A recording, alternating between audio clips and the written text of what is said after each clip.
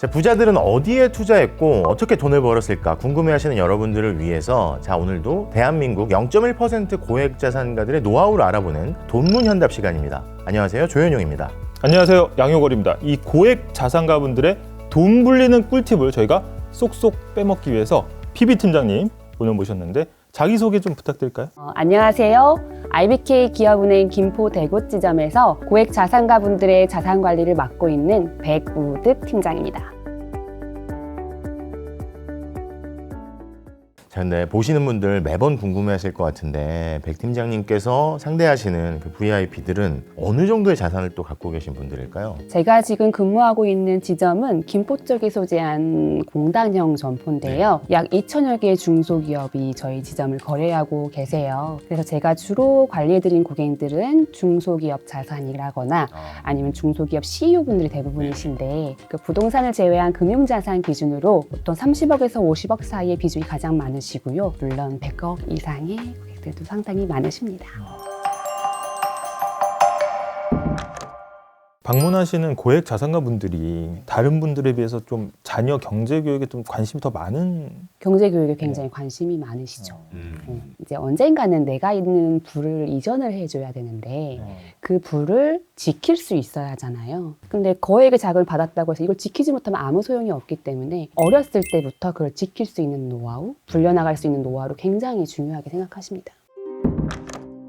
자, 오늘도 돈에 얽힌 사연이 또 준비가 돼 있거든요. 백우득 팀장님과 함께 현명한 답을 한번 찾아가 보겠습니다. 안녕하세요. 올해 초등학교 6학년 딸을 둔 엄마입니다. 아이가 내년 중학교 입학 선물로 사과폰을 사달라고 하는데 가격을 알아보니 기계값만 170만 원이 넘고 이것저것 추가로 구입해야 할 것도 많아서 200만 원 정도 되더라고요. 아이 아빠 회사 직원 쇼핑몰에서는 우주폰을 30% 할인해줘서 그걸 사주겠다고 했더니 절대 안 된다고 난리가 났습니다. 자, 다른 애들은 다 사과폰 쓴다고 하는데 돈 200만 원을 우습게 생각하는 건지 이대로 돈에 대한 개념이 없이 클까봐 갑자기 걱정이 됩니다. 아이 경제 교육을 어떻게 하면 좋을까요? 자, 이런 사연이 왔는데 요새 또 환율 때문에 엄청 올랐더라고요, 그 사과폰. 그러니까 부모가 대부분 사주니까 그 예산 제약을 전혀 생각을 안 하는 거예요, 그죠? 근데 또 아이가 사달라고 하면 또 부모 입장에서는 마음이 많이 흔들릴 수밖에 없는 거잖아요. 팀장님은 뭐 그런 경험은 없으셨습니까? 아직은 뭐... 네, 그런 경우가 종종 있죠. 이제 남들이 가지고 있는데 나는.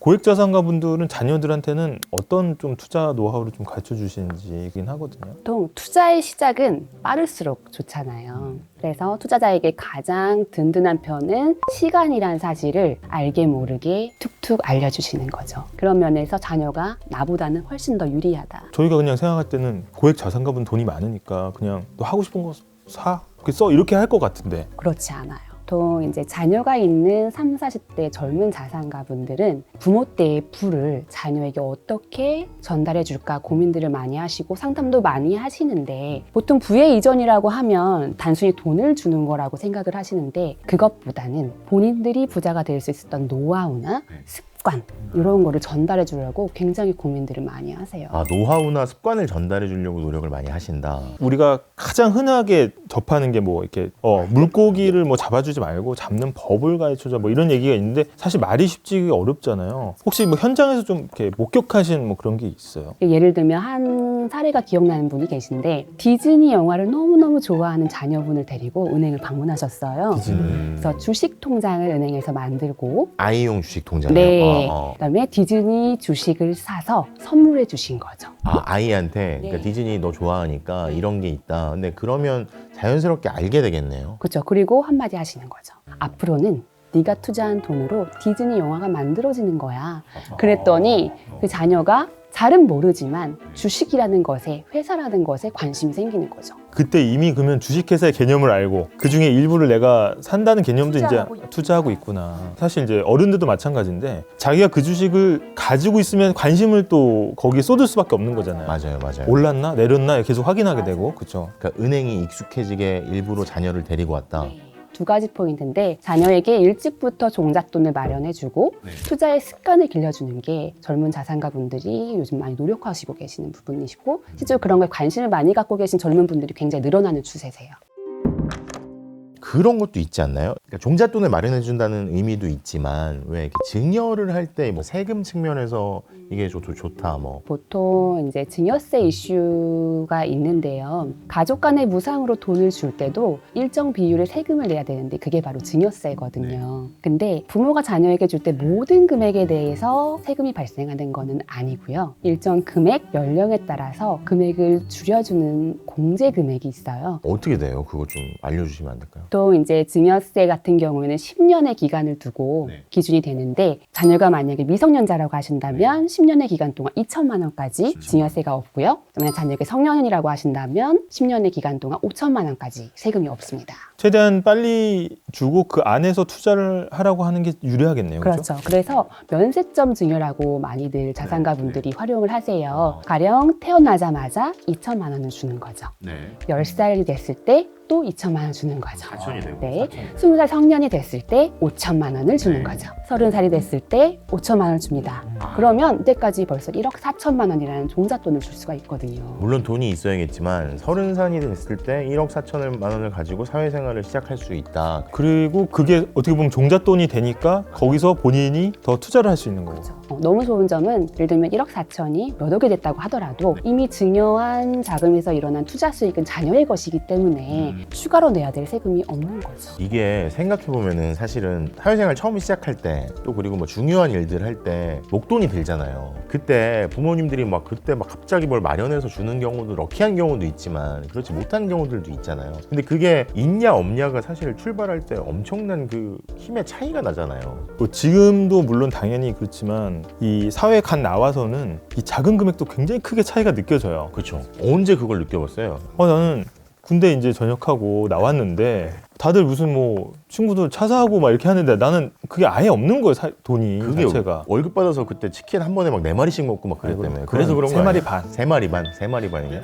아니 어떻게 사람이 한 번에 치킨을 4마리? 저도 요새 그런 생각이 되게 많이 들어요. 이렇게 나이가 조금씩 들면서 어렸을 때부터 돈에 대한 관심이 더 있었으면 좋았겠다. 워렌 버핏이 세계적인 투자자가 된 게 사실 타임라인이 길어서라는 이야기도 있잖아요. 그러니까 이게 복리의 힘을 충분히 느끼기 위해서 어떻게 보면 이걸 제일 길게 가져가야 되는데 그러면 아주 좀 일찍부터 시작하는 게 되게 유리한 거 아닌가 이런 생각이 드는 거예요. 아니 근데 그러면 일찍 해야 된다라는 거는 알 것 같아요 이제. 근데 그러면 몇 살부터 해야 되는지는 되게 좀 어려울 것 같은데 그죠? 보통 깨어있는 분들은 태어나자마자 시작을 하시고요. 사실 근데 늦은 때는 없습니다. 아까 말씀드린 면세점 증여처럼 태어나자마자 뱃속에 있을 때부터 계획을 많이 하시죠. 근데 혹시 이 자산가들 혹은 상담해 보신 분들 중에서 조기 경제 교육을 한 어떤 성공 케이스? 뭐 이런 것도 좀 있을까요? 또 아까 그 말씀드렸던 은행에 같이 방문했던 그 고객님이셨는데 그 자녀분이 따로 은행을 오세요. 네. 그래서 그때 굉장히 저도 뿌듯하고 부모님이 그런 경험이 주셨던 게 효과가 있구나 해서 약간 짜릿한 느낌이 있겠다. 이제 대학생이 되고 사회초년생이 됐는데도 은행을 되게 친근하게 생각하시는 거죠. 그래서 지나가다가 한번 오고 좋은 상품 있어요, 팀장님. 뭐 어떤 펀드가 요즘엔 좋아요. 그러니까 너무 자연스럽게 은행을 방문하시는 거죠. 자녀들을 위한 뭐 통장이라든지 상품을 가입할 때 혹시 뭐 추천해 주실 만한 그런 것도 있나요? 보통 이제 자녀 종잣돈 마련을 위한 금융상품에 대한 문의가 굉장히 많으신데 사실은 금융상품을 전하기 전에 저는 그 자금이 쓸 목적을 먼저 정하시라고 말씀을 드려요. 자녀의 어떠한 큰 이벤트라고 하면 짧게는 뭐 학원비나 대학 등록금 또는 뭐 결혼자금, 주택마련자금까지 여러 가지 이슈들이 있잖아요. 이러한 목적을 정하시면 대략 이 자금을 언제 쓰실지가 정해지시잖아요. 그러면 이게 계획을 세울 수가 그렇죠. 있군요. 목적과 시기가 정해지면 그에 맞는 금융상품을 이용하시면 돼요. 근데 보통 좀 많이 좀 안타까운 부분들이 있는데 주택 청약들을 아이의 종잣돈 마련을 위한 금융상품으로 많이들 선택하시잖아요. 뭐 집은 마련해야 되니까 막 그 하지 않을까요? 예. 근데 이제 모든 거를 주택 청약에 다 넣어버리시면 한편으로는 굉장히 비효율적일 수 있다는 말씀을 저는 드려요. 왜냐하면 주택 청약이라는 거는 나중에 자녀가 자라서 주택 마련이라는 목적이 명확한 자금이고 사실 만기가 없습니다. 그렇다 보니까 나중에 5년 정도 지났을 때 예를 들면 뭐 유학자금이나 학비로 쓰려고 했는데 그걸 깨면 또 이게 혜택이 사라질 수도 있는 그럼 거예요. 그간의 모든 가점이 사라지는 거기 때문에 한편으로는 비효율적일 수가 있고 그거는 중요한 팁이네요. 그러면 1순위 자격을 할 수 있는 정도의 딱 그 금액만 그에 맞춰서 목적에 맞게 나눠서 금융상품을 가입하시라. 저도 자녀를 키우는 입장이지만 자녀한테 무슨 경제 교육이든지 뭐든지 알려준다는 게 사실 쉽지는 않아요. 그래서 고민들을 굉장히 많이 하시는 것 같은데 어쨌든 세상은 계속 변하고 기회는 누구에게나 끊임없이 찾아오잖아요. 근데 준비된 자만이 그 기회를 잡아서 돈이라는 유형의 것으로 바꿀 수 있습니다. 이 세상의 모든 부모님들이 사랑하는 자녀에게 우리가 보고 듣고 경험하는 모든 거를 투자와 연결짓는 투자자의 눈을 꼭 선물하셨으면 좋겠습니다. 자녀에게 가장 좋은 선물 중에 하나가 되겠네요. 그 눈. 경제를 바라보는 눈. 자, 지금까지 저희가 자녀 경제 교육에 대한 여러 꿀팁들을 알아봤고요. 저희는 또 다음에 돈에 대한 궁금증 그리고 그에 맞는 현명한 대답을 IBK 기업은행의 영스타 PB분들과 함께 찾아서 돌아오도록 하겠습니다. 여러분 감사합니다.